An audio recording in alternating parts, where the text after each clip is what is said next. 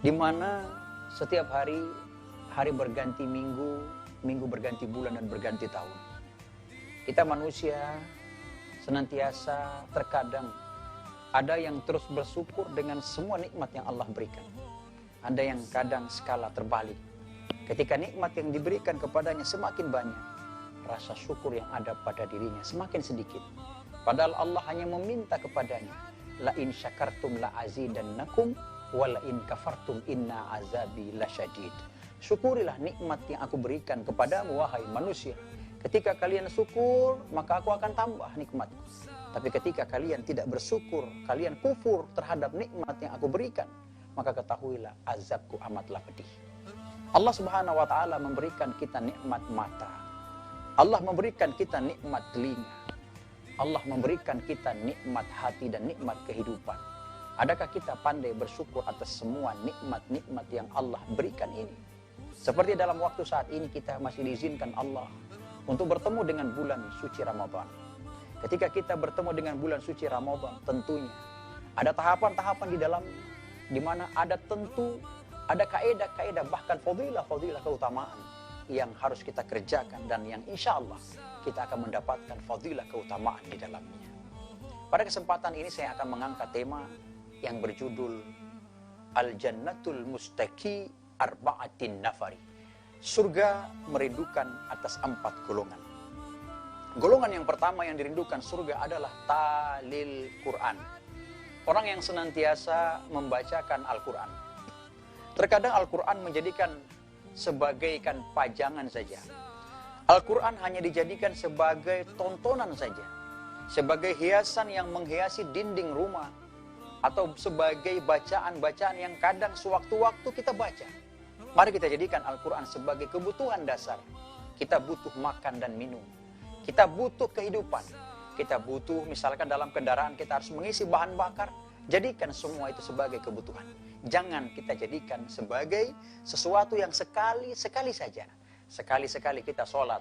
Sekali-sekali kita ibadah. Sekali-sekali kita berdoa. Jangan jadikan ibadah sebagaimana kebutuhan pokok kita. Kita butuh makan, kita butuh sholat untuk mengingat Allah Jalla Jalaluh. Ini golongan yang pertama. Kemudian golongan yang kedua, wahafizul lisan. Orang yang senantiasa menjaga lidahnya. Banyak orang yang menjadikan lidah ini sebagai sarana yang begitu penting. Memang betul, tapi terkadang lidah tak bertulang. Lidah lebih tajam daripada mata pedang. Lidah ketika menembus dada, menembus kalimat yang tidak pantas diucapkan, maka tentu akan melukai, bahkan membuat goresan yang sakit di dalam hati manusia. Ketika kita menjaga lidah, bahkan pada saat ini kita pun dianjurkan untuk menjaga lidah. Bahkan ketika kita menyampaikan suatu kataan, kalimat yang dapat mengganggu pemikiran, bahkan merusak ingatan serta perasaan orang yang banyak, maka itu akan mendatangkan dosa yang begitu besar bagi kita. Sehingga pada bulan-bulan tertentu, apalagi bulan suci Ramadan, maka lidah itu perlu kita jaga dengan makna berpuasa mulut. Ketika kita masuk pada golongan yang kedua, wahafizul lisan. Kemudian yang ketiga yang mendapatkan kerinduan daripada surga, wamut imul ji'an, memberi makan kepada orang-orang yang lapar. Dan bantuan ketika mereka yang mempunyai kelebihan harta. Baik para penguasa-penguasa, para pejabat-pejabat yang memiliki kelebihan-kelebihan ketika mereka berbagi, maka itu akan bermanfaat bagi orang yang lain. Bahkan mengenai masalah hal berbuat kebaikan ini, Rasulullah SAW pernah mendefinisikan. Ketika sahabat bertanya, ya Rasulullah, siapakah orang yang paling baik di antara kami ya Rasulullah? Apakah yang ibadahnya banyak? Rasulullah SAW menjawab, yang paling baik di antara kalian adalah khairun nas anfa'uhum linnas. Sebaik-baik di antara kalian adalah manusia yang bermanfaat bagi manusia yang lain. Bukan yang ibadahnya banyak di antara kalian, tapi yang bermanfaat adalah manusia yang bermanfaat bagi manusia yang lain. Nah, ketika hadis ini, sabda Rasulullah ini jelas, khairun nas anfa'uhum linnas. Ketika kita menjadi sesuatu yang bermanfaat bagi orang lain, bermanfaat dalam arti kata yang luas. Ketika pada musim ini, musim pandemik COVID-19 atau virus yang kita kenal dengan virus corona, Kita tidak mampu berbuat baik dengan orang dengan cara memberikan sedekah. Kita tidak mampu berbuat baik dengan misalkan membagi-bagi masker kepada orang lain. Tapi kita berbuat baik, mampu untuk berdiam diri di rumah. Untuk tidak menularkan atau tertularnya orang kepada diri kita. Dengan apa maknanya? Adalah memutuskan mata rantai daripada tertularnya wabah virus ini. Bukan cuma kali ini virus ini. Tapi di zaman Rasulullah ketika Khalifah Umar bin Khattab. Ada satu virus yang lebih besar daripada virus corona. Adalah namanya virus wabah taun. 10 kali lipat dibanding dengan virus corona. Ketika mereka kena di pagi hari, mereka meninggal di malam hari. Ketika kena di malam hari, mereka meninggal di pagi hari. Luar biasa, dahsyatnya virus ini.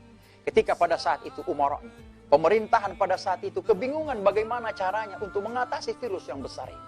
Setelah itu mereka musyawarah, mereka mendapatkan solusi yang terbaik dengan cara mengkarantina diri.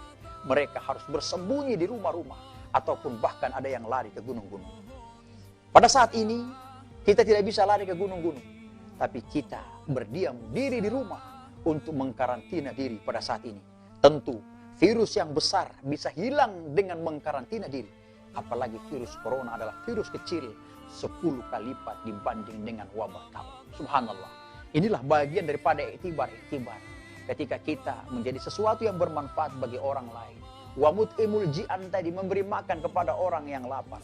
Ketika kita bermanfaat tidak dari segi harta, kita bermanfaat tidak dari segi ilmu. Bahkan ketika kita mau memberi pun, Allah pun tidak memaksa. La yukallifullahu nafsan illa wus'aha. Allah tidak memaksakan kehendak bantuan apapun dari kamu. Semampu kalian, walaupun hanya hatta tabasuka fi wajhika sadaqah. Walaupun hanya sedikit senyuman yang keluar dari mulutmu, yang terpancar dari wajahmu, itulah merupakan bagian daripada sedekah. Allah. Ketika menjadi golongan yang keempat selanjutnya, as-saumu Ramadan, berpuasa pada bulan Ramadan. Pada bulan Ramadan itu sendiri, sebagaimana firman Allah Subhanahu wa taala yang dijelaskan, Bismillahirrahmanirrahim, ya ayyuhallazina amanu kutiba alaikumusyiyamu kama kutiba alal ladzina min qablikum la'allakum tattaqun. Hai orang-orang yang beriman, telah diwajibkan atasmu untuk berpuasa sebagaimana telah diwajibkannya puasa ini kepada orang-orang sebelum kamu agar kamu bertakwa. Ketika kita berpuasa pada bulan Ramadan tentunya kita harus memaknai, harus memahami dulu ada beberapa tingkatan-tingkatan atau fase-fase yang ada di dalam bulan Ramadan. Puasa Ramadan dibagi atas 3. Puasa yang pertama adalah as-saumul awam, puasanya orang awam atau pemula, baru belajar. Kemudian puasa yang kedua as-saumul khusus, ada peningkatan dari awam tadi ke khusus. Kemudian yang ketiga as-saumul khususal khusus. 3. Puasa golongan yang pertama ini as-saumul awam, adalah mereka yang hanya menahan lapar dan haus saja.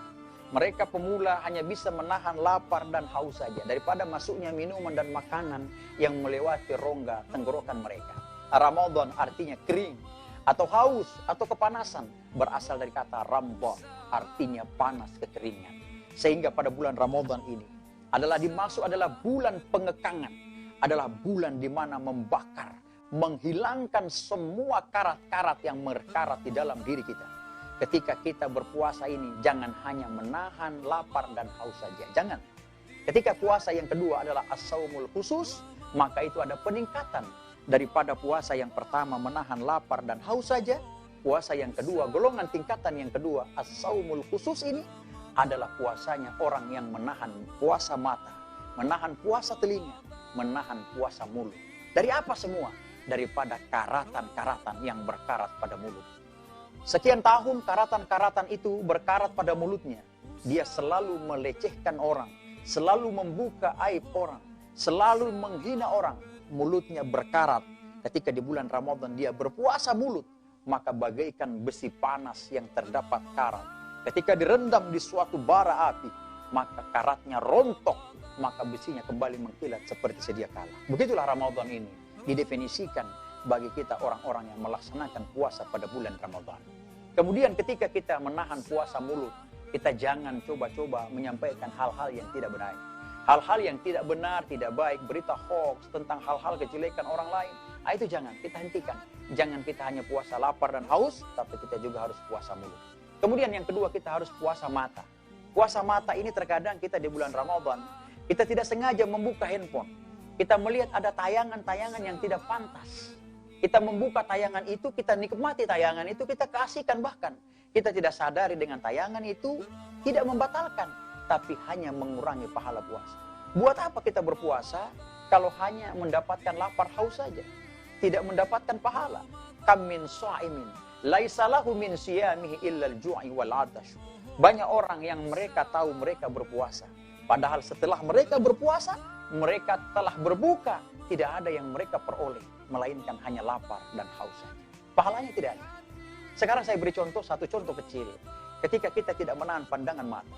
Kita membuka handphone, kita menonton handphone tayangan-tayangan yang tidak pantas pada bulan Ramadan. Ada yang terbuka daripada pandangan-pandangan itu. Kita diberikan Allah pahala 100 ketika kita makan sahur. Ketika kita nonton keasikan, kita berkurang pahala 125, tinggal 75.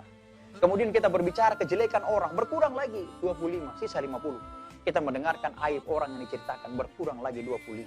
Kita melihat pandangan-pandangan di pinggir jembatan, ada orang yang mandi misalkan di bawah dan lain-lain sebagainya. Berkurang pahala habis, tinggal 0 pahala kita. Kita asik menikmati kita puasa. Kita tunggu waktu berbuka menjelang nanti setelah berbuka. Ketika kita berbuka, tidak ada pahala sama sekali, melainkan hanya lapar dan haus saja. Sia-sia belaka.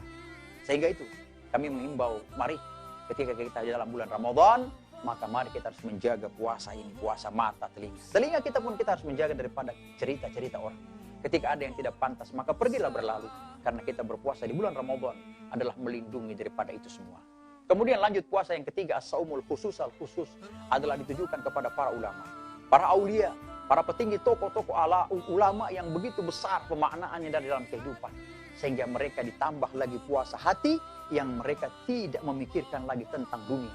Melainkan mereka hanya berpikir semata-mata karena ibadah khusus kepada Allah Subhanahu wa Ta'ala. Pada bulan Ramadan ada tahapan-tahapan malam juga yang dibagi.